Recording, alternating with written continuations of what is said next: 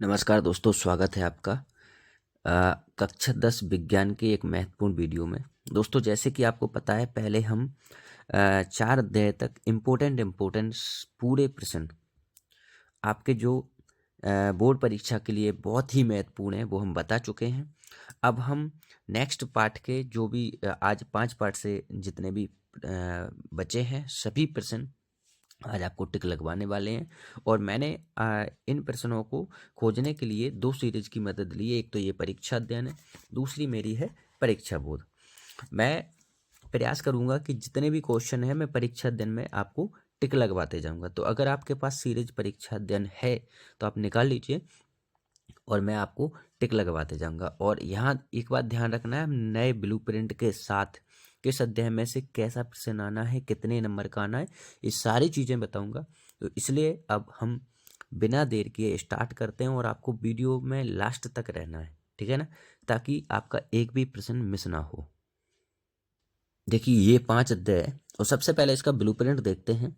Blueprint इस प्रकार है, 1 नंबर के 2 आना है, 2 नंबर का 1 आना है और 4 नंबर का 1 आना है। टोटल अंक होते हैं हमारे 8, इसमें 8 अंक ही हैं, ठीक है। तो आपको इसकी ओटी पढ़ लेना है, मैं आपको प्रश्न कराने जा रहा हूँ। सबसे पहले हम 2 नंबर वाले प्रश्न देखते हैं। जैसे कि ये देखिए, जीवन के अनुसरण के लिए आप किन प्रक्रमों को आवश्यक मानेंगे। नेक्स्ट है, स्वयंपोषी पोषण एवं विषमपोषी पोषण में अंतर लिखिए। 2025 में पूछा भी गया है, ठीक है ना। अगला क्वेश्चन है, हमारे आमाशय में अम्ल की भूमिका क्या है। और उसके बाद है, पाचक एंजाइमों का क्या कार्य है। आप चाहे तो टिक लगाते जाइए ताकि आपको, ठीक है ना, परेशानी ना हो। पचे हुए भोजन को अवशोषित करने के लिए क्षुद्रांत को कैसे अभिकल्पित किया गया है।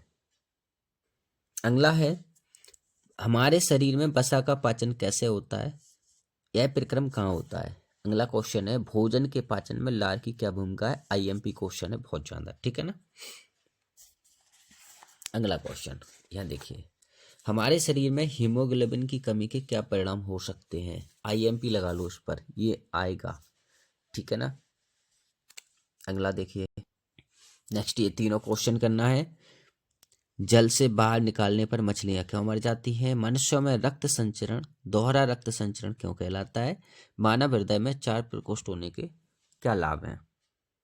और उन सभी में सबसे इंपॉर्टेंट प्रश्न आपके ये हैं, स्वपोषी पोषण किसे कहते हैं, ठीक है ना। प्रकाश संश्लेषण की क्रियाविधि का केवल रासायनिक समीकरण लिखिए। और ये विषमपोषी पोषण किसे कहते हैं, एक उदाहरण भी दीजिए। जैव प्रक्रम को परिभाषित कीजिए। ये हमारे 2-2 नंबर वाले क्वेश्चन हो गए हैं। देखिए, ये सारे क्वेश्चन रिपीटेड हैं, 23-24 23-24। अब हमारे 4 नंबर वाले क्वेश्चन हैं। 4 नंबर में आप ज़्यादा कुछ मत करें, इसमें से जो चित्र दे रखे हैं इनको आप बना लीजिए, इनकी प्रैक्टिस कर लीजिए। इनमें से ही आते हैं, जैसे कि एक है, मानव के पाचन तंत्र का नामांकित चित्र बनाइए। 23 में पूछा गया है, इस बार भी आ सकता है। नेक्स्ट, इसमें से मानव के श्वसन तंत्र का नामांकित चित्र बनाइए, ये इंपॉर्टेंट है, ठीक है ना। इसको आप प्रैक्टिस कर लें। देखिए, ये भी देखिए 24 में आया है, इसको भी कर लीजिए। और ये, हाँ, मानव हृदय का नामांकित चित्र बनाइए, इसकी बहुत बहुत संभावना है। और सबसे ज़्यादा संभावना है 4 नंबर में इसकी, धमनी सिरा में अंतर लिखिए, ठीक है ना। अगला क्वेश्चन है,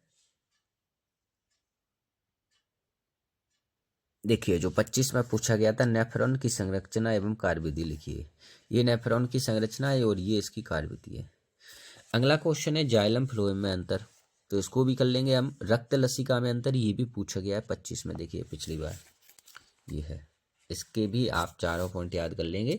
खुले व बंद रंध्र का नामांकित चित्र बनाइए, इसको भी एक बार प्रैक्टिस कर लेंगे। और एक ये आया था, पादपों में वहन तंत्र के घटक कौन कौन से हैं एवं पादपों में जल एवं खनिज लवणों का वहन कैसे होता है, इसको भी आप अच्छे से देख लेंगे।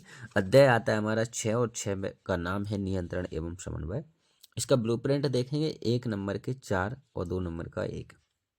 दोस्तों, यहाँ एक बात देखिए, सीधे 4 नंबर के 1-1 नंबर के पूछे जा रहे हैं, यानी कि इसकी ओटी अपन को बहुत अच्छे से याद करना है। इसमें सबसे इंपॉर्टेंट ओटी है, मास्टर ग्रंथि का नाम बताइए, तो इसका आंसर होता है पीयूष ग्रंथि।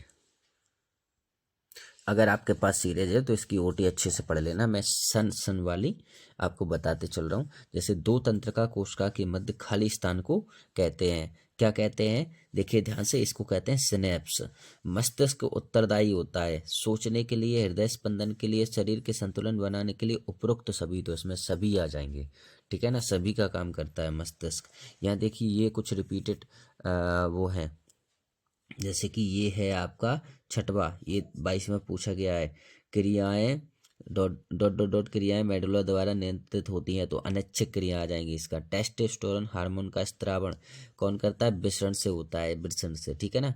और आठवां है खालिस्तान ग्रंथि द्वारा वृद्धि हार्मोन स्रावित होता है, तो पिट्यूटरी ग्रंथि को कहते हैं, ठीक है ना। ये आप कर लेना, अगर आपके पास जो भी सीरीज है उसमें से आप ओटी ध्यान से कर लेना। जोड़ी इसमें से बहुत आती हैं, देखिए, ठीक है ना, तो इनको आप अच्छे से पढ़ लेना। एक एक वाक्य में उत्तर भी देखिए बहुत रिपीटेड आए हैं, तो इनको आप ढंग से याद कर लोगे। अब इसके 2 नंबर वाला प्रश्न देख लेते हैं। क्या होगा जब हमारे खाने में आयोडीन की कमी हो जाएगी? आईएमपी क्वेश्चन है, ठीक है ना। अगला क्वेश्चन है, हम एक अगरबत्ती की गंध का पता कैसे लगाते हैं? ठीक। पादप हार्मोन क्या है? ओके, देखिए ये भी है। आयोडीन युक्त नमक के उपयोग की सलाह क्यों दी जाती है? मधुमेह के कुछ रोगियों की चिकित्सा इंसुलिन का इंजेक्शन देकर क्यों की जाती है? ठीक है। नेक्स्ट है, मेरुरज्जु आघात में किन किन संकेतों के आने में व्यवधान होगा? ठीक।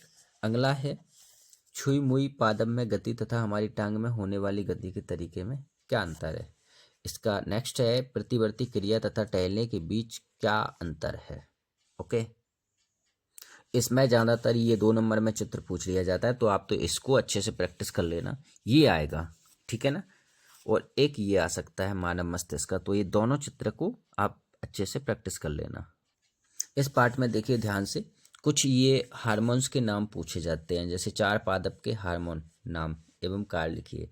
तो ऑक्सिन, जिबरेलिन, देखिए ऑक्सिन, जिबरेलिन है ना, और साइटोकाइनिन, एब्सिलिक अम्ल, जी आपके पादप हार्मोन है, इनको आप अच्छे से याद कर लेना। मानव मस्तिष्क के कार्य, तो आप कोई 2 मानव मस्तिष्क के कार्य भी याद कर लेना, ठीक है ना। और ये आपके प्रमुख अंतःस्रावी ग्रंथियां एवं उससे स्रावित हार्मोन है, तो ये आप याद करके जाना थोड़ा, क्योंकि ये पूछे जा सकते हैं। अगला अध्याय हमारा आता है 7, और इसमें से भी देखिए वही ब्लूप्रिंट है जो 6 में था। 1 नंबर के 4 और 2 नंबर का 1। हम इसमें से 2 नंबर का प्रश्न देखेंगे, आप ओटी इसकी पूरी लगा लोगे। इसका 2 नंबर का पहला क्वेश्चन है, कायिक प्रवर्धन क्या होता है? 23 में पूछा गया है। अगला क्वेश्चन है, पुनरुद्भवन से क्या समझते हो? ठीक है ना। और एक यही देख लेना, मुकुलन क्या है?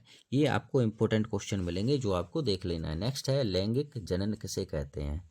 ठीक है। इधर से है, एक लिंगी पुष्प को परिभाषित कीजिए। निषेचन किसे कहते हैं? अगला क्वेश्चन है, ऋतु स्त्राव या रजोधर्म किसे कहते हैं? इसकी अवधि लगभग कितने दिनों की होती है? आईएमपी क्वेश्चन है, ठीक है ना। डीएनए की प्रतिकृति का प्रजनन में क्या महत्व है? ओके।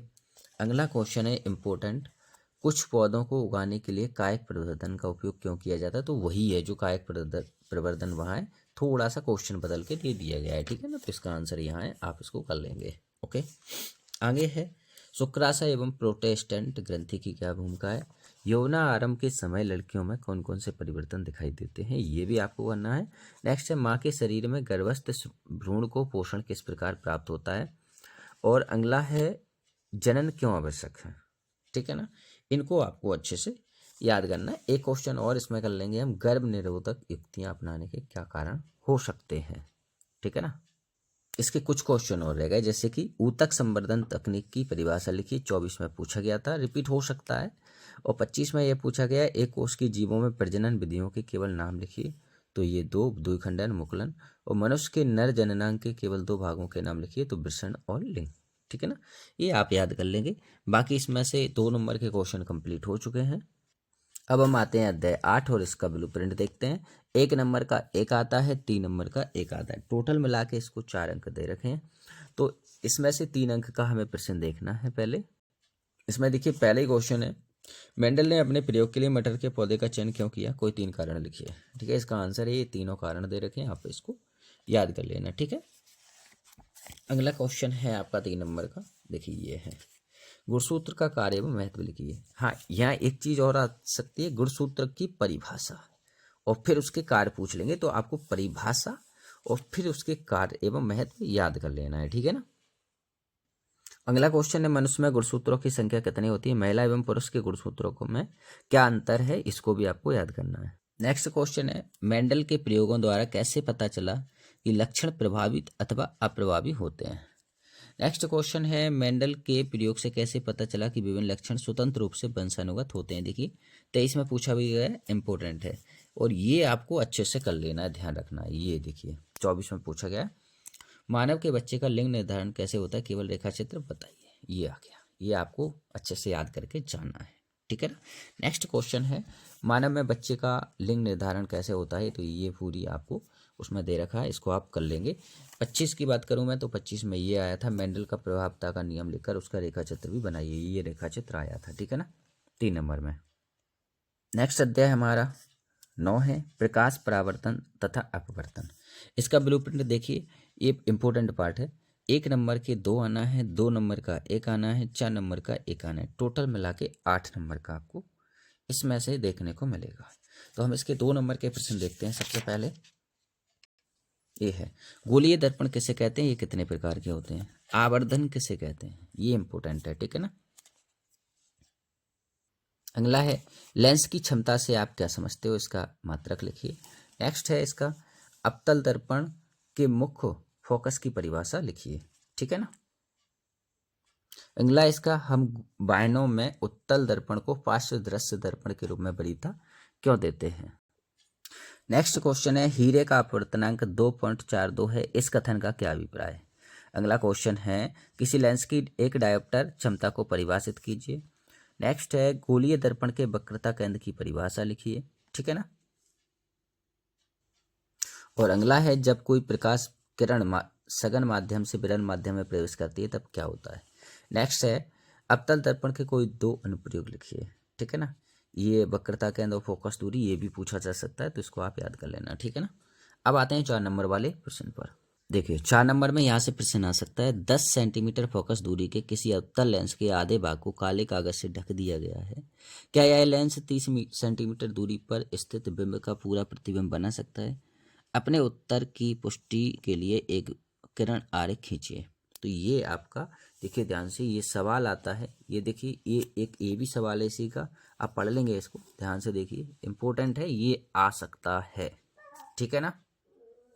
अगला सवाल है, किसी ऑटोमोबाइल में पीछे का दृश्य देखने के लिए उपयोग होने वाले उत्तल दर्पण की वक्रता त्रिज्या 3.0 मीटर है। यदि एक बस इस दर्पण से 5.0 मीटर की दूरी पर स्थित है तो प्रतिबिंब स्थिति, प्रकृति तथा आकार ज्ञात कीजिए। तो ये देखिए ध्यान से, इसका सॉल्यूशन है, आप इनको लगा लेना, मैं इनकी एक अलग से वीडियो बना दूंगा पूरे सवाल सॉल्व करने की, तो आप उनको पढ़ लेना। नेक्स्ट सवाल ये भी है, इसमें से 4 नंबर में एक सवाल पूछा जाता है जो आपको आएगा, ध्यान रखना, तो इनको आप अच्छे से पढ़ लोगे, ठीक है। एक ये आ सकता है, अवतल दर्पण द्वारा प्रतिबिंब का बनना रेखा चित्र द्वारा दर्शाइए जब वस्तु निम्नलिखित में स्थित है। तो ये आपको अच्छे से प्रैक्टिस कर लेनी है दोस्तों। ये हम 9 अध्याय तक इम्पोर्टेंट सवाल कर चुके हैं। आगे के सवाल यानी कि आगे की जो भी बचे हुए अध्याय हम नेक्स्ट वीडियो में करेंगे, क्योंकि वीडियो लंबी हो जाएगी। तो यहाँ तक अच्छे से पढ़ लीजिए, वीडियो अच्छी लगी हो तो लाइक कीजिए और चैनल को सब्सक्राइब कीजिए। धन्यवाद।